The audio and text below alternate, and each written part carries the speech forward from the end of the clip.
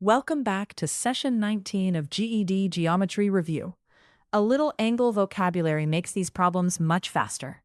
Once you can name an angle and recall a few special sums, most angle questions become quick subtraction. Start with the four basic types. An acute angle is less than 90 degrees. A right angle is exactly 90. An obtuse angle is between 90 and 180. And a straight angle is exactly 180 degrees. Now, the special sums to memorize.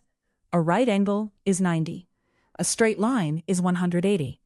A full turn around a point is 360. Complementary angles add to 90, and supplementary angles add to 180. Let's use complementary. If two angles are complementary and one is 25 degrees, the other is 90 minus 25, which is 65 degrees. Complementary makes a corner, 90 degrees. Now, supplementary. If two angles are supplementary and one is 65 degrees, the other is 180 minus 65, which is 115 degrees. Supplementary makes a straight line, 180. A common mistake is using 180 for the angles around a point.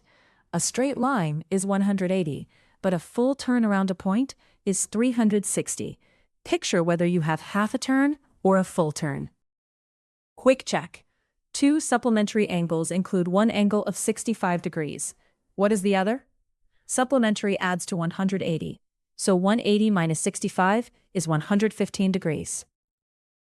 To recap, acute, right, obtuse, and straight name the angle. Complementary adds to 90, supplementary adds to 180. A point is 360. Then it is just subtraction. Well done. Memorize those special sums, and I'll see you in the next session.